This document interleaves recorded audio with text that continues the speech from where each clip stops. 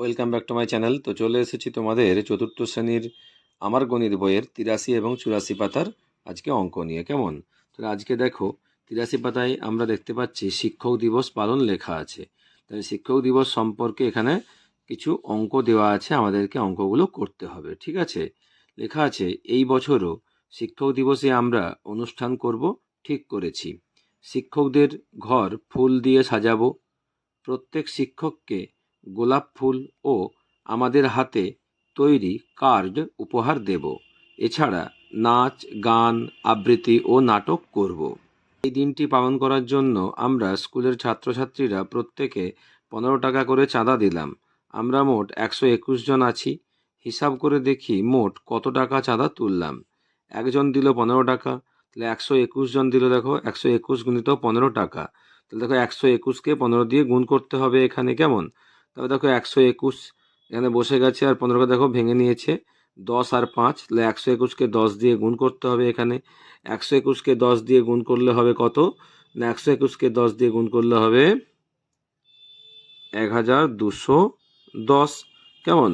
তারপর দেখো 121কে 5 দিয়ে গুণ করবে। 121কে 5 দিয়ে গুণ করলে হবে 1 5 5, 5 দিয়ে 10 শূন্য, হাতে 1, 1 5 5, 5 1 6, 605।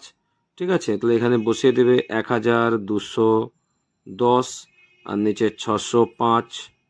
যোগ করে নেবে 5 করতে 5, 1 করতে 1, 6 2 8, আবার 1 করতে 1, 1815।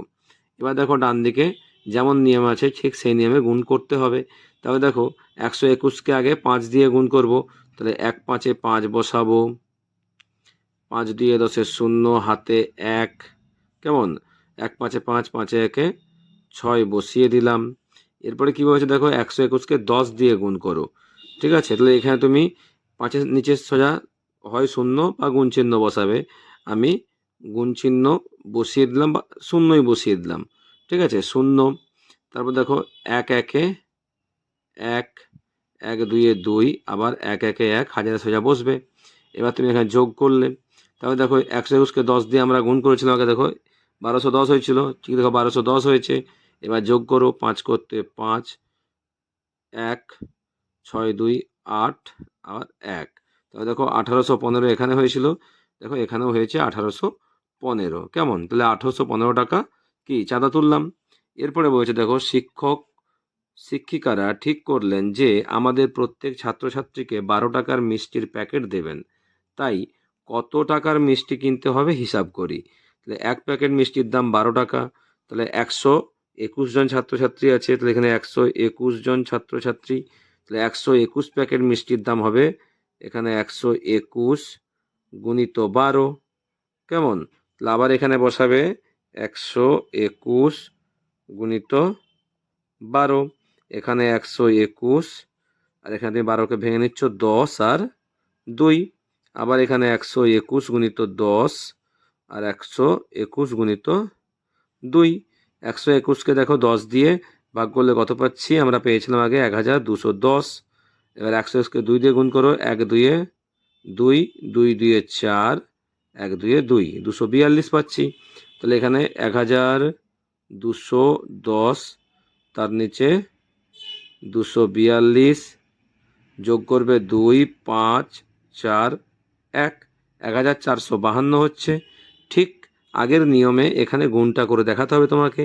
তবে দেখো এখানে 121 বসিয়ে দিলাম, নিচে 12 বসালাম। 121কে প্রথমে গুণ করব 2 দিয়ে, এখানে 2 বসিয়ে দিলাম। তবে দেখো এবার আমরা গুণ করব।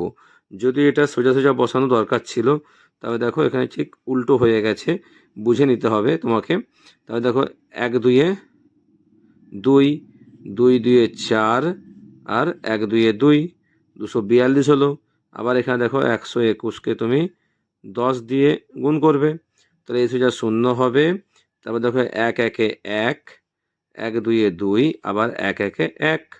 এবার তুমি যোগ করে দেবে, 2 করতে 2, 4 1 5, 2 2 4, 1, 1452। দেখো এখানেও 1452 হয়েছে। কেমন? তাহলে এখানে কি লিখবে? তাই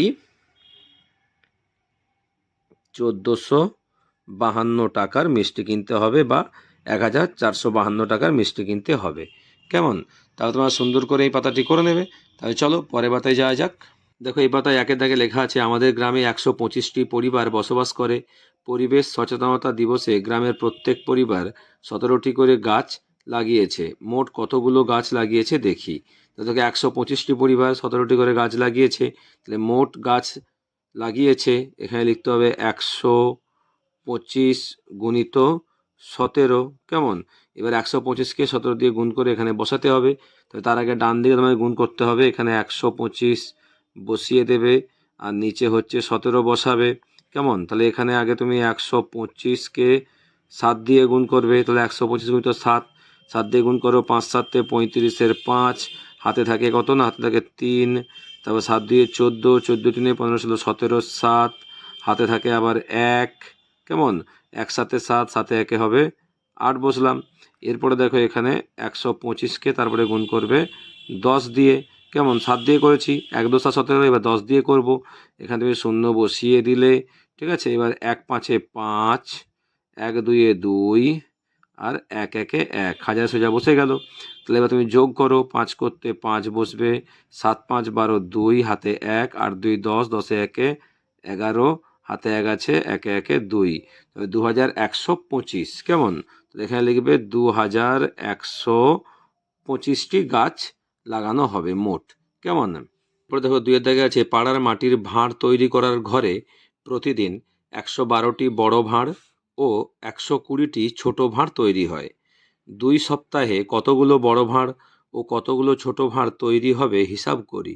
তাহলে দেখো 2 সপ্তাহ মানে কতদিন না, 7 গুণিত 2 দিন, কারণ 7 দিনে 1 সপ্তাহ হয়। তবে 2 সপ্তাহ সমান 7 গুণিত 2 দিন সমান হবে 14 দিন।